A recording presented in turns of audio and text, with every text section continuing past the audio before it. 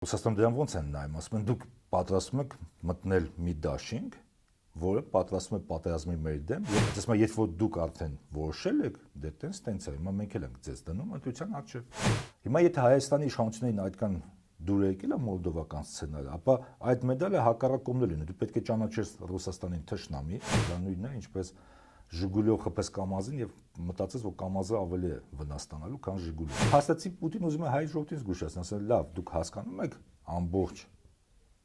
հետևանքը այս քաղաքականության, եթե իրենք մնան իշխանության, շատ կտրուկ վատանալու են հայ-ռուսական հարաբերությունները, որ թե հաղթեց ընտրություններում, Աստվածչանի, հայտարարել, գիտեք ինչ, այս ընտրությունների արդյունքը հենց հանրաքվեներ ԵՄ, ԵԱՏՄ հարցում։ Այդ պարագայում նրանք վստահ են, որ իրենց պատասխան գործողությունները բերել են շատ լուրջ տնտեսական հետևանքների Հայաստանի համար։ Ռուսաստանը ցանկացած պարագայում կճանաչի ընտրությունների արդյունքը, ինչպես Պուտինն ասել, հայ ժողովուրդն է որոշում։ Մոսկվան չի ասում, եկեք պայմանական դարձեք իմ գուբերնիան, ասում է դուք մի դարեք գործիք մեր դեմ պատերազմի։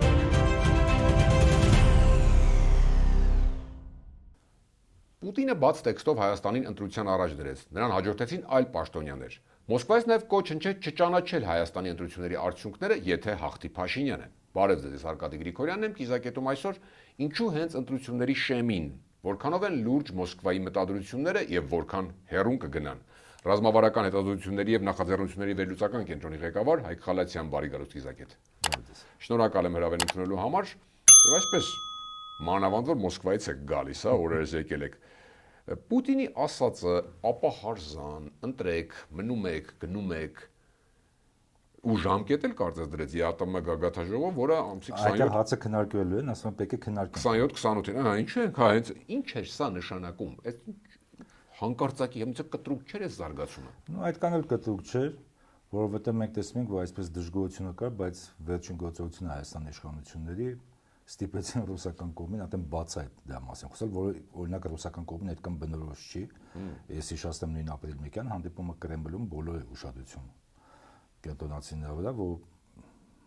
հիմնականում չէ, չեմ էլ հիշում վերջ անգամ երբ է Պուտինը այսպես իր հյուրի հետ այլ երկրի այսպես բացայտ նեգատիվ կողմերից սկսել խոսել, որտեղ միշտ ավելի շուտ իրենց նախընտրել է փակ դռներ հետևում։ Տեսեք, հացը ինչու՞մ է, որ հասկանանք։ Առաջինը տեսեք, մի կողմից նույնիսկ մարդկային տեսակետից մի քիչ տարօրինակ է, երբ որ դու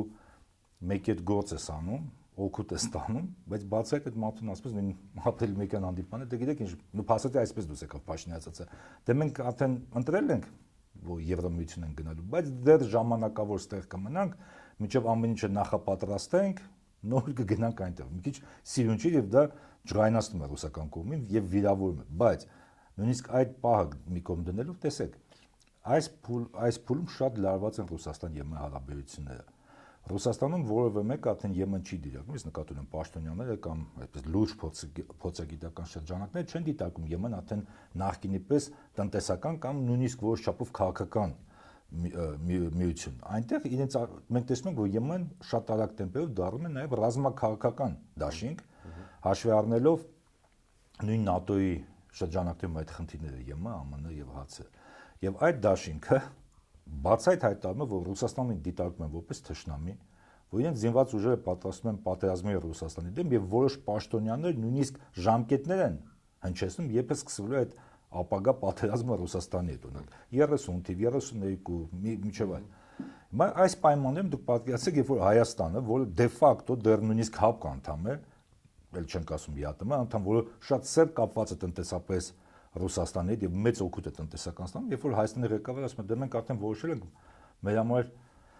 առաջնահերթությունը ունենք ԵՄ անդամ դառնալն է։ Հիմա Ռուսաստանը դրան ոնց են նայում, ասում են դուք պատրաստում եք մտնել մի դաշինք,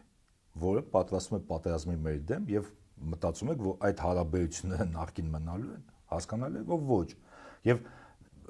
կրկնեմ, այդ վերջին բոլոր զարգացումները դեպքերը հայտարարությունը Հայաստանի իշխանությունների բեցին են, որ ռուսական կողմը արդեն հստակ ասում է, դե եկեք կողմնորոշվեք։ Ռուսական կողմը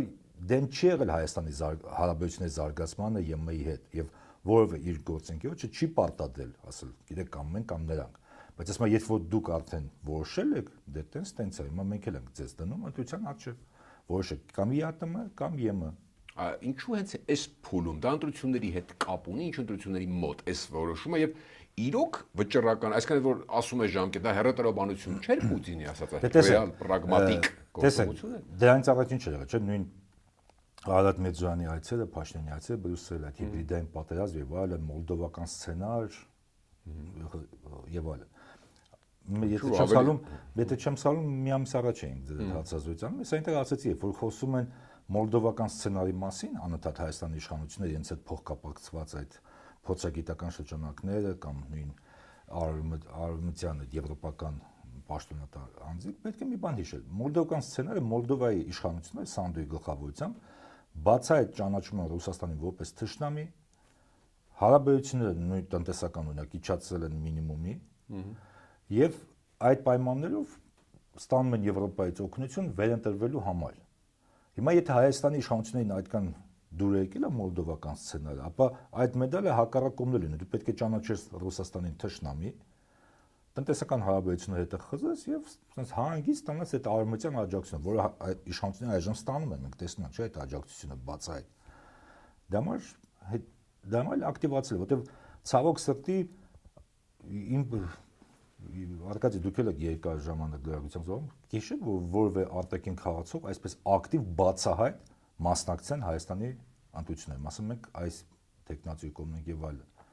Ես դա չեմ հիշում, ոչ առաջին նախագահի օրը, ոչ երկրորդ, ոչ երրորդ, որ բացահայտ նույն ԱՄՆ-ն, Եվրոպան, Ռուսաստանը։ Ես հիմա այս իշխանությունների պատճառով ես վստահ եմ, եթե Պարսկաստանը պատերազմի մեջ լիներ, եւ Պարսկաստանն էլ որոշ չափով ասում մենք այս կամ այն ուժի կողմնակիցն ենք եւ այլն։ Դա շատ լուրջ խնդիր է, որովհետեւ մենք փաստացի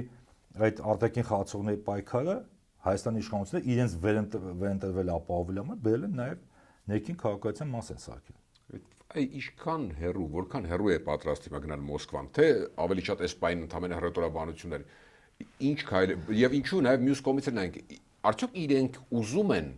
գնալ այդքան հեշտ հեռանալ։ Իրենց շահերից էլ բխում է։ Տեսեք, օրինակ ուշադրություն դարձրեք, որ մենք որտեվ Հայաստանում կարծիքը որ մենք իրենց շատ ենք պետք իրականում այս փուլում։ Ոչ շապով պետք են, բայց գիտեք ինչ, հիմա միշտ մի բան է պետք հիշել։ Պատկերացնենք Ռուսաստանը պարտվում է Հայաստանում եւ ընդհանրապես Հարավային Կովկասում պարտվում գնում է։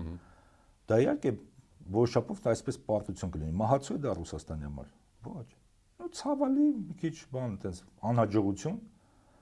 բայց Ռուսաստանը դրանից ոչ կքանդվի կամ ոչ մի բան, հասկանում եք, տակտիկական նահանջ է լինելու փաստացի ռուսական կողմի համար, բայց Հայաստանի համար դա ինչ հետևանքներ ունենալու, որտեվ պետք է հասկանալ այն սխալները, որոնք թույլատրել են մեծ պետություններին, իրանց համար ցավալի չեն։ Փոքր երկրների համար կարող են շատ նույնիսկ մահացու լինել այդ սխալները արտաքին քաղաքականության կամ անհաջողությունները։ Դա է պետք հասկանալ։ Ես միշտ օրինակ մի բակար Հայաստանի իշխանությունները այսպես բացայտ արճակատման են գնում ռուսական կողմի հետ, ես միշտ ասում եմ, գիտեք ինչ, դա նույնն է, ինչպես Ժիգուլիով խփես Կամազին եւ մտածես, որ Կամազը ավելի է վնաս ստանալու, քան Ժիգուլին այդ Բախումից, հասկանալը չէ, որ չափերը այլ են, կարող է մի փոքր վնասված ստանա, բայց փոքր մեքենան վայրիկն է։ Հարցը դրանում չի, հիմա հասկանում եք, որ խոսում ենք ռուսական կողմը պատրաստ է միջև գնալ թե ոչ, տեսեք Վլադիմիր Պուտինը անընդհատ իր ելույթներում դուք ուշադրություն դարձել եք, չի ասում է Հայաստանի իշխանությունների վայրեն, հայ ժողովրդին է դիմում, չէ՞։ Հենց տպավորությունը ուսը հայ ժողովրդի առանձին է, Հայաստանի իշխանությունների առանձին։ Իմ մոտ տպավորությունն այն է, որ երևի հասկանում են, որ այս իշխանությունների հետ միևնույնն է չեն կարողանա ընդհանուր լեզու գտնել։ Այս իշխանությունները արդեն իրենց ապագա դերը այդ հակամարտությունում ընտրել են, կողմ ընտրել են, ԵՄ Ռուսաստան ու Արևմուտք Ռուսաստան։ Եվ փաստացի Պուտին ուզում է հայ ժողովրդին զգուշացնել, ասել լավ, դուք հասկանում եք ամբողջ հետևանքը այս քաղաքականության, երբ որ տրամաբանական ավարտի ասեն, այդ ամբողջ հետևանքները։ Դա համար է օրինակ մին Ուկրաինայի օրինակը բերեց, որ ասեց Ուկրաինա դա ինչ է սպառնալիք է։ Չէ, դա սպառնալիք չէ, դա իմ կարծիքով ավելի շուտ զգուշացում է նրա մասին, որ տեսեք, երբ որ Ուկրաինայում սկսվում է այդ եվրոինտեգրացիան, հիշում եք ինչ սիրուն խոսում, նույնպես ինչպես հիմա Հայաստանն են խոստալիս, ինչ լուսավոր եվրոպական ապագա է սպասում եւ այլն եւ այլն եւ այլն։ Բայց դա դիմաց ստացեց, որ Ուկրաինան պետք է դառնա գործիք Ռուսաստանի դեմ գնացող հակամարտությանը, պայքարի մեջ, բայց նույն եմ օրինակ միջև հիմա օրինակ արդեն խոսում են, որ գիտեք ինչ, որևէ մեկը կոնկրետ ժամանակ չի ասում, երբ Ուկրաինան ԵՄ անդամ դառնալու, նույնիսկ այս պատերազմից հետո հիմա արդեն շատ ակտիվ խոսում են, որ գիտեք ինչ, կարող է մի հատ ձևաչափ գտնենք, որ իբր ԵՄ անդամ է, բայց ամբողջական ԵՄ անդամ չի, օրինակ ձայնի իրավունք չունի եւ այլն եւ այլն։ Հիմա հաց Ուկրաինայի ժողովրդին, որ օրինակ 14 թվականին ասեն, գիտեք ինչ, այս քաղաքականության ավարտը սա է լինելու։ Կհամաձայնվեն, ոչ, դա մար ինքը ասում է մեր խնդիրներն էլ Ուկրաինայից սկսվեցին այդպես սիրուն Եվրոինտեգրացիայի մասին այսպես լոզունգներով եւ այլն, որով ժողովրդին փաստացի խաբեցին Ուկրաինա։ Իսկ ինքը անուղղակի չբացառեց, որ տարիներ հետո, եթե այսպես շարունակվի, Ռուսաստան-Հայաստան հարաբերությունները կլինեն ինչպես հիմա Ռուսաստան-Ուկրաինան է, ճիշտ է։ Ես վստահ եմ, որ պատահական չէ, նշանակում է այն, որ դու ձեզից դարձնելու են մեր գործիք մեր դեմ պայքարի մեջ։ Որտեւ հետ խոթային երկրները, եթե մենք հետևում ենք, հիմնականում ինչով են հետաքրքիր արևմուտքին, որպես միջոց ազդելու Ռուսաստանի վրա։ Որտեւ եթե մենք ուսումնասիրում ենք ԵՄ-ի ծրագրերը, օրինակ ընդլայնման եւ այլն, արևմտյան Բալկանների երկրներն են այս փուլում եւ նույնիսկ իրենք ոչ անհասկանալ են Սերբիան երբ է լինելու եւ այլն։ Որովհետեւ մեկ ես վերջերս մի ամիս կես առաջ Լեհաստանի փորձագետների խոսում էլ է, այսպես կուլարներում, որովհետեւ մեկը չի կարծում, որ մոտակա ժամանակները, մոտակա տարիներին օրինակ Ուկրաինան կդառնա ԵՄ անդամ։ Որտեվ պետք չի իրենց։ Առանց այդ լուրջ խնդիրներ ունի կազմակերպությունը, մնաց այդպիսի հսկա պետություն։ Միշտ կոմից էլ մտածում ես, բայց լավ, այդ երկիրը այդքան կորուստներ կրեց, մտավ պատերազմ եւ այլն եւ այլն։ Իբր այդ արևմտյան ուղու համար։ Բայց ստացվում է սիրուն խոստումներ տվեցին, բայց ճիշտ է դեռ Պուտինի այդ վերջի խոսքը ավելի շատ հայ ժողովրդին, քան թե իշխանությանն էր ուղված, թե դեռ իշխանությանն էր ուղված, ում էր ուղված, հասցեատեր ով էր։ Դուք ասում եք, որ տարբեր հատվածներ, տարբեր հասցեատեր ունեն, էլի։ Հայաստանի իշխանություններին այն կետն էր, որ կողմնորոշվեք, այն որ ԵԱՏՄ-ի գագաթնաժողովում այդ հարցը բացասվելու է։ Իսկ հայ ժողովրդին այդ եվրոինտեգրացիայի, որ մեր այսպես խնդիրները Ուկրաինայի հետ նույնպես այդպես սկսվեցին։ Բայց Փաշինյանը ասել է ապահարզան, բան չեմ, համաձայն չեմ ասած դրա հետ, հա։ Մենք Ռուսաստանին ոչ մի բանով թշնամի չենք, ԵԱՏՄ-ում մնում ենք եւ այլն, բայց իհարկե նաեւ չի գնում գագաթնաժողովին ընտրությունները քարոզարշավը պատճառաբանով չգնալը, ինչը հետաձգման խնդիր է, ճուզումը։ Ես իհարկե կարելի է այսպես հումոր անել, եթե մի քիչ այլ հատուցություն տեղափոխենք, նո անձնական կյանքում է, չէ՞, որ ամուսնները բաժանվում են, այնպես չէ, որ երկուսն էլ պետք է ցանկություն են։ Հաճախ մի կողմը ուզում է բաժանվել, մյուս կողմը արդեն ինչ էլ ուզում անի, դա չի օգնում, չէ՞, դա մեկը արդեն որոշում ընդունել, բայց եթե մենք անցնում ենք պետական մակարդակ, տեսեք, իմ կարծիքով Նիկոլ Փաշինյանը շատ լավ հասկանում է իր ընտրողների հանդիպումների ժամանակ, որ չնայած հակառուսական տրամադրությունները Հայաստանում ուժեղ են, հիասթափվածությունը Ռուսաստանով ուժեղ է հայ հասարակության մեջ եւ դա ունի նաեւ օբյեկտիվ պատճառներ, եւ օբյեկտիվ եւ սուբյեկտիվ։ Բայց այս փուլում մարդիկ վախենում են այդ արճակատումից, այն տնտեսական, սոցիալական հետևանքներից, որ բերելու է դա։ Եվ Նիկոլ Փաշինյանը ամենքե փորձում է իր ընտրողներին խաբել, որ իբր ամեն ինչ լավ է, որևէ խնդիր չկա, բայց դա հաց է, չէ՞, ծաղկում։ Եթե ամեն ինչ լավ է, նորմալ, ամեն շաբաթ ինչ է, նույն Պուտինն էլ բան չունի քննարկել ուկրաինական պատերազմ ունենալով, Պարսկաստան, ռուս-ամերիկյան, ռուս-եվրոպական հարաբերությունները, որ հատուկ Հայաստանի մասին այդքան խոսում է։ Մենք հասկանում ենք, չէ՞, օրինակ, որ լրագրողները այնտեղ կանացին այդ հարցը տվեցին, պատահական չտվեցին։ Իհարկե։ Պետք է հնչեցնել որոշակի արձագանք առաջի դեմքով։ Կամ օրինակ նույն այդ դեպարտամենտի ղեկավարը Կալուգինը երեկվա տվեց ինտերվյու։ Հատուկ է, չէ, արված, որպեսզի ցույց տալ, իրենք ուզում են ցույց տալ, որ խնդիրներ կան։ Հիմա իշխանել ուզում է Հայաստանի իշխանությունները խաբեն, ասեն, որ ապահարզան եւ բան չի լինելու, բայց գիտեք ինչ եմ հիշում, տեսեք, մենք հիմա ընտրական փուլում ենք 26 թվականին, չէ։ 21-ին էլ նույն ձև հիշում եք, ասում են այս մարդիկ եթե գան մնան իշխանության, Արցախը հանձնելու են։ Ինչ էին ասում այդ ժամանակ իշխանությունները։ Չէ, անջատում անում փրկության, դեօկուպացիա եւ այլն եւ այլն եւ այլն։ Հետո հիմա արդեն կանոն ասում են երբեք էլ չի եղել Արցախը հայկական։ Այո։ Հիմա նույնն էլ հայ-ռուսական հարաբերություններն է սպասելու։ Հիմա վերընտրվելու համար փորձելու են խաբել իրենց ընտրողներին, հայ ժողովրդին, որ ամեն ինչ նորմալ է լինելու։ Դա ոչ թե ամեն ինչ նորմալ է, կտրուկ որևէ բան չի լինելու ռուսական կողմին, բայց կարող եմ ասել, որ եթե իրենք մնան իշխանության, շատ կտրուկ վատանալու են հայ-ռուսական հարաբերությունները, որտեղ ստե միայն ոչ թե ասեմ էլ դա էլ է կարևոր, դա ոչ միայն լինելու որ նրա համար որ ռուսական կողմն է որոշակի պատասխան քայլերի գնալու եւ այլն, այլ նույն ԵՄ-ն է պահանջելու Հայաստանից փոխհատուցել իր աջակցությունը այս ընտրություններում։ Այսինքն Փաշինյանը հիմա չի գնում ԵԱՏՄ գագաթնաժողովին, որ հետաձգի այդ ընտրության հարցի այդ ընտրությունը կայացումը, որոշման կայացումը, դա թողնի ընտրություններից հետո ինչու չի գնում, հետաքրքիր է, խուսափում է սուրբ ինչ Դե մի կողմից իհարկե նախընտրական փուլներ կա, բայց մյուս կողմից էլ այս փուլում նա կարծում է, որ ավելի պետք չէ գնալ սրացման, երևի այսպես բացահայտ, իր համար կարող է վերընտրվելն է, իսկ դրանից հետո նայեք, ռուսական կողմը ասում է հարակվե, ես վստահ եմ, որ Փաշինյանը եթե հաղթեց, տեսեք, չնայած ինքը հիմա չի ասում, չէ՞ որ ապահատ զամ ասում չկա դες բան, Բայց եթե հաղթեց ընտրություններում, Աստվածչանի, հայտարարել է, գիտեք ինչ, այս ընտրությունների արդյունքը հենց հանրաքվեներ ԵՄ, ԵԱՏՄ հացում։ Հասկանում եք, ինչպես Արցախի հացում, տեսեք, նախընտրական ծրագիրը լրիվ այլ բանի մասին էր, հիմա ինչ են ասում, դե մենք հաղթեցինք, չէ՞, 21 ընտրությունները, ժողովուրդը մեզ քվեր տվել այդ քաղաքականությանը։ Չնայած ժողովրդին լրիվ այլ բան է խոստալ, ասենք նույն այդ հացում։ Հիմա էլ կարող ասեք քվե տվել, որ մենք խզենք կապերը Ռուսաստանի հետ ու դուրս գանք այդ ամեն ինչից, հա։ Ես վստահ եմ։ Ասել են, չնայած հիմա դրա մասին չեմ խոսում, բայց ընտրություններից հետո եթե փուլը ասել են դե մարդիկ մեզ քվե տվեցին, չէ՞, մենք ասում ենք ԵՄ եւ այլն, всё, ԵԱՏՄ-ից դուրս են գալիս։ Ընտրություններն է սպասում ես կան, ընտրությունները։ Դե իհարկե համար պետք է վերընտրվել սանկցիա գնում, բայց ելի եմ ասում, պետք է մի բան հասկանալ։ Հիմա դա լավ չի, ոչ լավ, թե վատ կողմից չեմ ասում, դա իրողությունն է եւ հասկանալի իրողությունն է։ ԵՄ-ն բոլոր իր գործընկերներից, մանրամասն երկրներից, ովքեր ցանկանում են ԵՄ անդամ դառնալ, պահանջում է պահպանել ընդհանուր գիծ արտաքին քաղաքականության, նույնիսկ չլինելով ԵՄ անդամ։ Եթե ուսումնասիրեք ինչու է խնդիրը Բրյուսել-Վրաստան հարաբերությունում կամ ԵՄ-Սերբիա հարաբերությունում, դա այն է, ասում եք, գիտեք ինչ, դուք պետք է տնտեսական կապերը խզեք Ռուսաստանին, հենց ԵՄ-ն է պահանջել, ասում, դուք պետք է մեր բոլոր պատժամիջոցները ընդունեք Ռուսաստանի դեմ։ Անկամ եթե մենք տեխնատու չենք անդամակցության։ Այո, բայց դու ուզում ես չէ դառնալ։ Դու հայտարարում ես, որ կամայ առաջնահերթությունն է, չէ։ ԵՄ անդամ դառնալ։ Նրանք ասում են, դե արդեն հիմիկվանից դու պետք է բոլոր եվրոպական այդ ցուցանիշներին շարժվես։ Արտաքին քաղաքական։ Դա էլ է պետք, դա էլ է ամենակարևորը, որոնք ինչի վրա շատերը ուշադրություն չեն դարձնում։ Օրինակ տեսեք, ես մի հատ օրինակ բերեմ, туриզմի ոլորտը, որ Հայաստանի համար այդքան կարևոր է, այդքան գումարը բերում եւ այլն։ Տեսնում եք, ճիշտ կան զբոսաշրջիկը։ ԵՄ-ն բոլոր իր գործընկերներից պահանջում է դադարեցնել ավիահաղորդակցությունը Ռուսաստանի հետ, որովհետեւ ռուսական ընկերությունները չթռնեն ավիաընկերությունները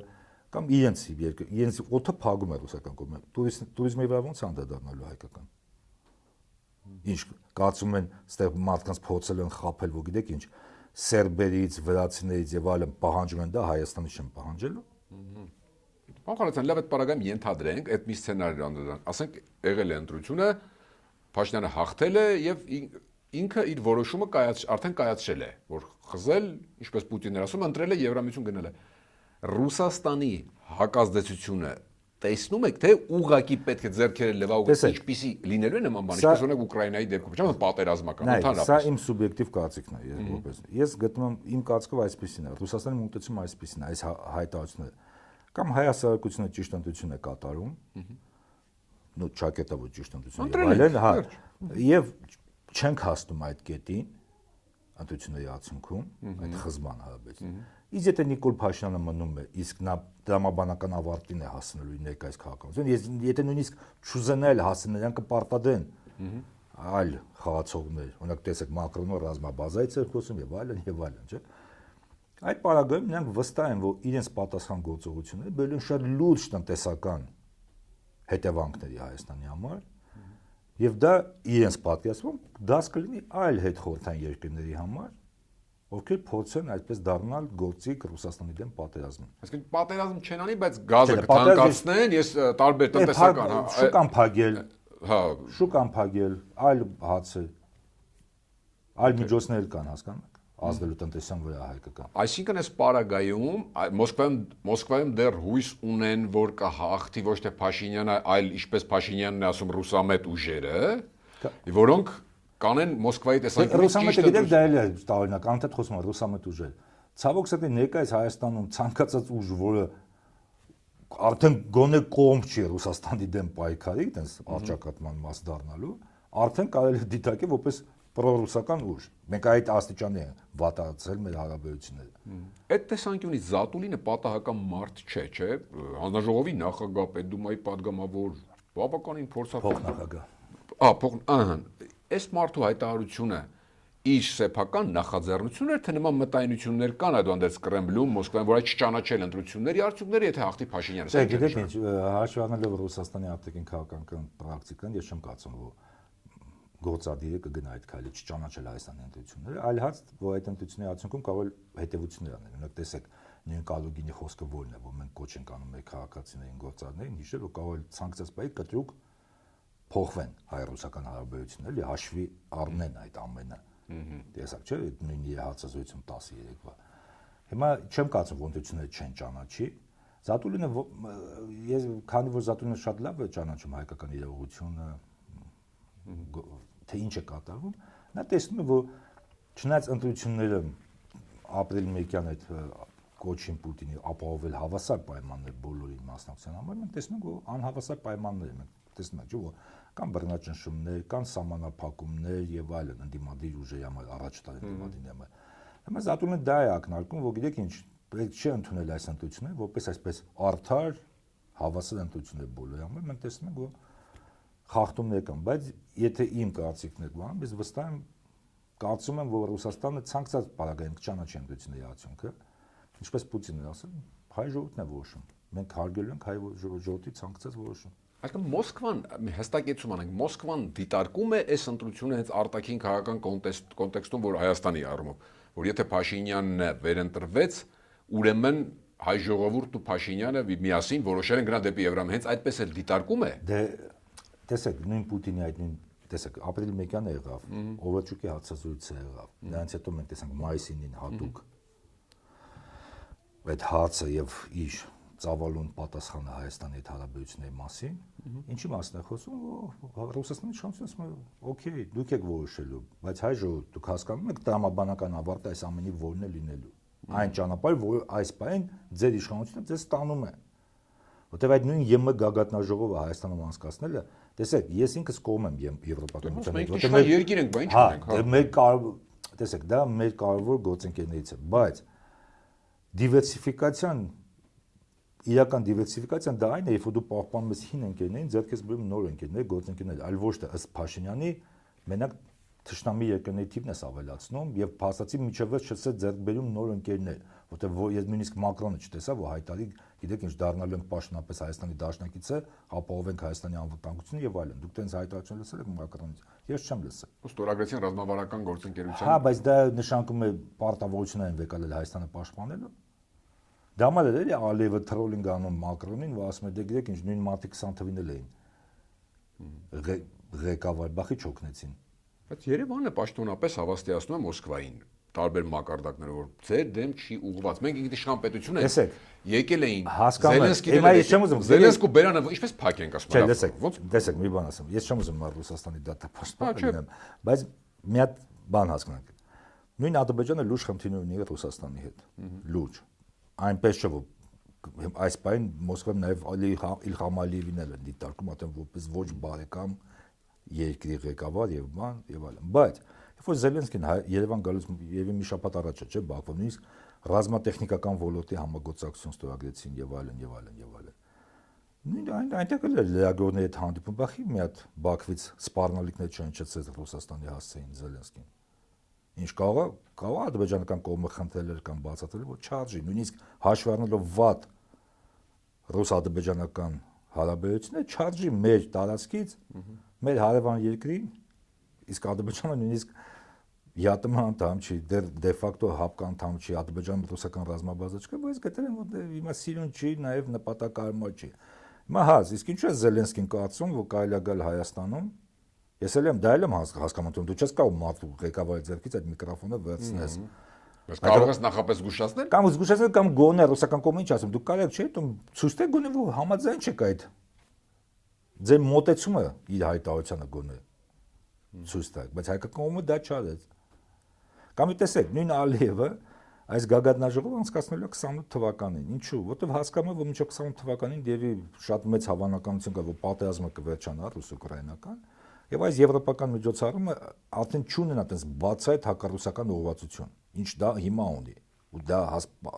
սպասելի եւ տրամաբանական է։ Բայց մենոնք ասում են Լավրովն էլ գալիս է Երևան Ուկրաինային է քննադատում, ինչ տարբեր, ինչ է եղել որ։ Չէ, դա այդտենց չի եղել, բայց հայկական կողմը դրանից հետո ինչ ասում, չէ։ Ասում է դե մենք Ռուսաստանի դաշնակիցը չենք այդ հարցերում, մեր մոտեցումը, այս հարցում, հա, բայց ինչու՞ բա հակառակ պարագայում ինչու մոտեցում իրենց չեն բանանում։ Հասկանում եք, դա է խնդիրը։ Տեսեք, նույնիսկ Նիկոլ Փաշինյանը հասկանալով թե այս միջոցառումը ինչ խնդիրներ է բերելու նույն Ռուսաստանի հարաբերությունը, որովհետև ոչ թե նրա համար որ ռուսները ասում են եվրոպացի հետ մի համագործակ, բայց այս միջոցառումը այս վերջի տարիներին ինչքան անցել է, բոլորը տեսել են, այդ մարդիկ գալու են թիվ 1 այսպես բանը լինելու է, Միշենը լինելու է Ռուսաստանը, հայտարարություն են անելու հակառուսական եւ այլն։ Բայց նա որոշել է, որ իր վերընտրվել ապահովելի համար ոչինչ։ իր քաղաքական ներքաղաքական շահը ավելի կարևոր է, քան երկրի շահը։ Որտեղ դա Հայաստանը այս պայն պետք չէ, այդ միջոցառումը ընդհանրապես պետք չէ։ Ես ասենք այդ Պուտինի, եթե պատկերավոր ասենք համբերության բաժակը հենց այս միջոցառումները լցրեցին, համընկավ, չէ։ Դե համընկավ, բայց արդեն եւի բաց դառա, որ միջև այդ տեսեք, դել եմ ասում, նույն մոլդովական սցենարից խոսալը եւ այլն եւ այլն։ Եթե դուք ուշադրություն դարձնեք, այս կտրուկ փոփոխությունը ռուսական կողմը եղավ, որտեղ արդեն հայկական կողմը բացայտ, երբ որ դու անընդհատ խոսում ես մոլդովական սցենարի մասին, կրկնեմ, Մոլդովայի իշխանությունները Սանդուն, որ Ռուսաստանին ճանաչում է թշնամի։ Դու չես կարող այնպես անել, ասես դες այս հարցում ենք թշնամի ենք Ռուսաստանին, բայց այս հարցում ոչինչ, թող Ռուսաստանը մեզ տնտեսապես շարունակի աջակցել, չի լինում այդպես։ Իսկ դուք ասում եք Եվրոպան տեսեք միջամտել բան ասում է ընտրություններին աջակցել։ Իսկ Պուտինի հայտարարությունները թեկուզ անուղակի միջամտություն չեն։ Պուտինը որևէ կոնկրետ ուժի աջակցել է։ Չի աջակցել, բայց հանդիպման ժամանակ հիշում եք ապրիլի 1-ին ասաց մեր քաղաքացին եւ այլն ռուսամետ ուժերը բանստացին։ Երել եմ ասում, իմ կարծիքով դա էլ է որոշ չափով եւի միջամտություն, բայց գոնե զսպեց չասեց կոնկրետ։ Ինքը ասեց ապահովեք հավասար պայմաններ։ Ինքը չէր գալիս Եվրոհանձնաժողովի կամ Լեհաստանի նախագահի նման վարչապետի մասնատիկներ անել եւ այլն, բացայտացել մենք այս ուժի կողմնակիցն ենք։ Տեսեք, եթե մենք ուշադրություն դարձնենք, դա մայր է ասում, որ ցավոք սետ այս իշխանությունը այնպես է նայ, որ այս ներքաղաքական process-ը մեր ընտրությունները սարքելու են այսպես ատեկին քաղաքականության մի մաս։ Վենսը եկավ աջակցեց Նիկոլ Փաշինյանին, Հական Ֆիդոնը աջակցեց Նիկոլ Փաշինյանին, Ալիևը որոշ չափով արդեն աջակցում են, նմանատիպ հայտարարություն է, ջան, որ մնացած է ռևանշիստ են, ստեյվ ամեն ինչը։ Եվրոպացիք աջակցեցին։ Ամենավերջինով իր մոտեցումը հայտարարեց ու ավելի զուսպ քան մնացածը։ Ռուսաստանը, չէ՞։ Դա եմ ասում, ես վստահ եմ, որ իներ Պարսկաստանը պատահած չլիներ, Պարսկաստանը Թեհրանը էլ արդեն որոշակի հայտարարություններ կաներ։ Հայաստանը իրոք դուք ինչ եք կարծում, Ռուսաստանում անկախնանդ ինչ են կարծում, դուք ինչ եք կարծում, իրոք տրամադրված է Փաշինյանը Եվրամիություն գնալու, թե այդուհանդերձ շատ լավ գիտի, տեսնում է ԵԱՏՄ-ի օգուտները եւ այլն եւ ուղղակի այսպես կասի ու չի գնան, ու այսպես նրանց էլ հարցը կընդունեն։ Դա ես ինչու Ուկրաինայի օրինակը բերեցի կամ նույն Վրաստանի, քանի տարի է Վրաստանը գնում։ Տեսեք, անընդհատ խոսում են, որ չափանիշներին պետք է համապատասխանել։ Ամենաշատը համապատասխանում է չափանիշներին Վրաստանը, բայց Մոլդովան եւ Ուկրաինան, որոնք համաձայնվել են հակառուսական քաղաքականության մաս դառնալ, նախապատվություն են տալիս, Վրաստանին, որի իշխանությունները ասում են, չէ, գիտեք ինչ, մենք մեր ժողովրդի մեր պետության շահերի դեմ չեն գնա, այնպես չէ, որ Ռուսաստանի բարեկամն են, բայց ասում են նաեւ քայլեր չեն կանի, որոնք միևնույնն է Ռուսաստանի համար որովհետեւ այդպես լուրջ ազդեցություն չունենա Ռուսաստանի վրա, բայց մեր տնտեսության համար, մեր քաղաքացիների վրա լուրջ ազդեցություն կունենա, չեն կուզում գնանք այդ քայլերի։ Տեսնում եք, որ թե բարեփոխումների հաջողել այլն մի երկիր, որ ամենից շատն է համապատասխանում եվրոպական չափանիշների, ասում են, չէ, գիտեք, ձեր մոտ խնդրեմ է։ Մենք ձեզ չենք ուզում։ Բայց նույնիսկ Ուկրաինային ու Մոլդովային միջև հիմա պատշի երբ են ԵՄ անդամ դառնալու։ Չնայած Մոլդովան իմ կարծիքով ավելի շուտ կարող է դառնալ Ռումինիայի միավորվելու։ Դա էլ է, գիտեք ինչ, եթե համեմատում ես այդ քաղաքական գործիչներին, օրինակ մեր իշխանություններն են, չէ՞, Սիմոն ընդհանուր ինքնիշխանությունից խոսալ եւ այլն։ Հիշում եք, մի քանի ամիս առաջ Մայա Սանդուի այդպես հայտարարություն, որոնք սա շոկի մեջ են։ Ասում դե մենք առանձին չենք կարող մեր դժվարանում ենք մեր ինքնիշխանությունը պաշտպանելու համար, դա մայր օրինակ ես որպես քաղաքացի Մոլդովայի կողմ եմ Ռումինիայի կազմի մեջ մտնենք, էլի ստացվում է մի երկրի ղեկավար կողմ է, որ երկիրը վերանա դառնալ երկրի մաս, միայն թե իբր Ռուսաստանից պաշտպանելու Մոլդովայի ինքնիշխանությունը։ Ձեզ տարօրինակ ձև էլի Ռումինիայի մաս դառնալու։ Վերջում այդ Պուտինը իր քայլերով ու հայտարարությունով արդյոք չի անուղակի աջակցում Փաշինյանին վերարտադրվելու, վերընտրվելու, որովհետև գիտեք ինչու։ Գիտեմ, բայց կոնսոլիդացիա հակառուսական տրամադրություններով։ Այլ հաց է։ Ես այն ինչ որ ասում եք ընդունում եմ, որովհետև դա էլ փոցելու է, քարոշությունը դա արդեն օգտագործում եւ այլն։ Բայց դե մյուս կողմից է գիտեք ինչ, կրկնեմ, դուք ասացիք Հայաստանում կարծում եմ, որ մենք շատ ենք պետք եւ այլն։ Հայաստանում շատ էին թվում, որ աշխարհը ֆռում է Հայաստանի շուտ։ Ռուսական պատերազմը տրանզիտային ճանապարհ է, չէ՞, մեր միջոցով պատժամիջոցներ եք շրջանցում, ապրանք ենք տանում բերում։ Շատ լուրջ թիվ է Ռուսաստանի համար։ Ինչ այլ երկրներ, նույն Թուրքիան չի անելու, չի փոխհատուցի այդ կամ նույն Կենտրոնական Ասիայի երկրները, կամ նույն Վրաստանը։ Այսինքն օգուտը այնքան չէ, որ Ռուսաստանը աչքապատի մյուս բաների վրա, հա, sense վնաս ոչ չափով տնտեսական վնաս Ռուսաստանի համար կլինի, բայց Ռուսաստանի համար դա լուրջ, այնց թիվ չի։ Նա կարա այդ աչքփագի, ասել լավ, այսքան կորուստներ ունենք, հիմա մի քանի միլիարդ էլ գումարենք այն հսկայական կորուստներին, որ կա այս պատերազմի հետևանքով։ Բայց Հայաստանի տնտեսության վրա դա ինչ ազդեցություն կունենա։ Դա է հաց։ Ես օրինակ գիտեք ինչ, մեկ տեսնում եմ, որ հետևում եմ սոցցանցում եւ այլն, իբր խելացի մարդիկ եւ այլն ասում են, զատո ներկրումը կեժանանա Հայաստան։ Դե հասկանում եմ, հա, ԵԱՏՄ-ի այդ բաները ճիշտ են, ներկրումը կեժանանա, ապրանքները որոշ չափով Հայաստան կեժան, բայց հա, բա փող ոնց ենք աշխատելու։ Արտահանում է ինչա լինելու։ Ոնց ոտեց ենք փող ստանալու, որ այդ ներկրվող ապրանքները գնենք Հայաստանում։ Չգիտես ինչու մարդիկ դա այդ հարցի պատասխան չեն ուզում տալ։ Ուր է արտահանելու գյուղմթերքը, կոնյակը եւ լիքը այլ բաներ։ Ասում մեծավոր արևելք Եվրամիությունն էլ։ Բայց գիտեք ինչ, եթե մի քիչ խորանում ենք մեծավոր արևելքը, տեսնում ենք, որ այդ կտրուկաճը թվերի մեծ մասամբ էլի Ռուսաստանի հետ է կապված։ Այնտեղից ապրանքներ գալիս են Հայաստանում գնում են Ռուսաստան կամ ռուսական ապրանքներ նույն ոսկին եւ այլն Հայաստանով գնում են դեպի Էմիրատներ եւ այլն։ Հա, որոշ չափով նաեւ հայկական ապրանքների աճ կա։ Կամ եթե ԵՄ-ից ենք խոսում աճ, հաց, բա վրացական գինին գյուղմթերքը քիչ կողացան։ Ունենալով ազատ առևտրի պայմանագիր ԵՄ-ից քիչ կարողացան եվրոպական շուկայում իրենց դիրքը պահեն մեծացնել։ Վերջին հարցը կարճ մեկնաբանություն։ Միամիտ պետք է լինել կարծել, որ Պուտինը հայ ժողովրդին սիրելով է, հայ ժողովրդի շահերից ելնելով է զգուշացումներն անում։ Հիմա ուրեմն Ռուսաստանը ամեն դեպքում այդ շահը կա հարավային Կովկասում Հայաստանն է իր մնալու, հա, ու կոպիտ ասած մնալու տեղը։ Իհարկե, տեսեք, շահ կա, բոլորն են, եվրոպացիքելի են շահում, մնաց դա եմ ասում, գիտեք, իմ այս ամբողջ զրույցը ես էլ եմ ուզում ասում, իմ խոսքը չի նշանակում, որ մենք պետք է դառնանք Ռուսաստանի, ամբողջությամբ Ռուսաստանի կողմը, Եվրոպայի չէ, մենք պետք է երկու կողմերն էլ բացատրենք, թե Ռուսաստանին, թե ԵՄ-ին, որ իրենց նույնիսկ իրենց համար ավելի ձեռնտու են, որ ոչ թե մենք դառնանք այդ արճակատման մասնակից այս կամ այն կողմից, այլ այսպես չեզոք տարածք այսպես որ հնարավոր է։ Հնարավոր է։ Չի լինում երկու աթոռին նստել։ Դե պետք է աշխատել։ Հիմա գիտեք, հենց խնդիրն անում է, երբ որ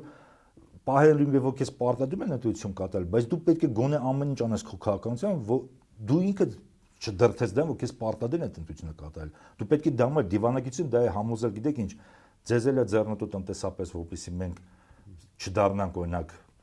լրիվ ռուսական կամ չդառնանք լրիվ եվրոպական, որտեղ ձեր շահերից էլ է դա բխում եւ մենք տեսել ենք, որ այլ երկրների մոտ դա շատ լավ ստացվում է, բայց հենց ամենամեծ խնդիրն նա է, որ Հայաստանի իշխանություններն են ամեն ինչ անում իրենց քաղաքականությամբ, որպեսզի այդ արճակատման մաս դառնան եւ դրան հետեւում այդ նույն Մոսկվայի արձագանքը, որ միջև այդ շատ բաների աշկ էր փակում, բայց արդեն այն աստիճանի ասել, ասում են, չէ, դե գիտեք ինչ, եթե ձեզ պարտադում են, դուք արդեն կողմ եք ընտրում, գոնե հայտարարությունների մակարդակով, դե հիմա բարի եղեք, մենք էլ ենք ձեզ ասում, ընտրեք։ Այսինքն Մոսկվան չի ասում եկեք պայմանական դարձեք իմ գուբերնիան, ասում է ուղղակի մեր շահերն էլ հաշվի առեք, այն բալանս գտեք, հա։ Տեսեք, այո, ասում է դուք մի դառեք գործիք մեր դեմ պատերազմի, տեսեք։ Հա, տեսեք, ես ունակ հաճախ եմ շփվում ռուս փորձագիտական շրջանակների հետ եւ այնտեղ որ խոսում ես, ասում ես լավ, ոչ միայն Հայաստանի հետ կապված, ընդհանրապես հետ խորհրդային տարածքի հետ կապված մոտեցումը որոնք են Ռուսաստանում, հիմա տեսեք, երկու մոտեցում կա Ռուսաստանում։ Մեկը այն է, որ ոչ մեկ ժամանակին Սոլովյովը ասեց, դե դա մեր ազդեցության գոտին է, ինչպես Տրամպն է ասում, չէ՞ կամ միայն Տրամպը չէ, բոլոր Ամերիկայի նախագահները, որ ամբողջ Ամերիկան դա մեր շահերի գոտին է, որ այլ խաղացող այնտեղ պետք է չունի։ Մի կողմը դա է, բայց մյուսը ինչ է ասում է, գիտեք ինչ, մեր համար կարող է Ուկրաինա, Բելարուս, այն մյուս հետ խորհրդային երկրները ինչ ուզում են կարող անել, բայց մի կարմիր գիծ կա մեր համար։ Այդ երկրները իրենց քաղաքականությամբ պետք է սպառնալիք չդառնան Ռուսաստանի համար։ Պետք է չդառնան որպես գործիք մեր դեմ պայքարի։ Եթե չեն դառնում, ինչ ուզում են անել։ Այսինքն մնա ԵԱՏՄ-ում կարող ես Եվրամիության հետ ինչ-որ բան արա, ինչ ուզում ես։ Հիմա տեսեք, հիմա երկրն է Ուզբեկստանը ԵԱՏՄ անդամ է, ոչ, բայց շատ լավ, բայց շատ ինքնիշխան արտաքին քաղաքականություն տարբեր ուժային կենտրոնների հետ ԱՄՆ-ն է օրինակ վերջերս հանդիպում եղավ, նույնիսկ Ղազախստանի եւ Ուզբեկստանի նախագահներին Տրամպը կանչեց այդ 20 ֆորմատը որը։ Այո։ Չինաստանի հետ, Թուրքիայի հետ, Հնդկաստանի հետ, բայց հասկանում եմ, որ միևնույն է այդ երկրի ղեկավարը իր շահերով է առաջնորդվում։ Դա եթե նույնիսկ քայլեր անում, որոնք այկան է Ռուսաստանի դուրս չին գալիս, բայց Ռուսաստանը վստահ է, որ օրինակ Ուզբեկստանի, Ղազախստանի նախագահան միևնույն է առաջնորդվում է իր սեփական շահերով եւ չի գնա քայլերի, որոնք իր երկիրը վտանգի են ենթարկելու, նկատում եմ չափեր կան նույնիսկ այդ հակառուսականության քայլերի, եւ դա ընդունելի է ռուսական կողմը, այնպես որ ասում են ամեն ինչ մեր ուզածով պետք է, բայց ասում են վստահ են, որ գոնե այս փուլում այդ երկրները չեն դառնալու սպառնալի կամ գործիք Ռուսաստանի։ Դες ֆորպոստու գուբերնիա չենք դարձնում, բայց դուք էլ մեզ այո, բայց գործիք մի դարձեք։ Այո, ուրիշի ձեռքում գործիք մի դառեք մեր դեմ պայքարի։ Պուտինին դուք այդպես եք, թույլ տվեք ասել մեկնաբանում, կամ այդպես հասկացել։ Ես հիմա ասում եմ այդ փորձագիտական, բայց այն ինչ որ Պուտինն ասում է, դա շատ նման է այդ փորձագետների, այդ ասածների։ Հա, ըստ էության դա էր միտքը ընդհանրապես։ Շատ շնորհակալ եմ։ Հիշեցնեմ կիզակետում այսօր ռազմավարական հետազոտությունների եւ նախաձեռնությունների վերլուծական կենտրոնի ղեկավար Հայկ Խալաթյանն էր, կիզակետի թողարկումներն ուշադիր տեսանյութեր դիտելու համար առաջարկում եմ բաժանորդագրվել մեր YouTube-յան ալիքին, կհանդիպենք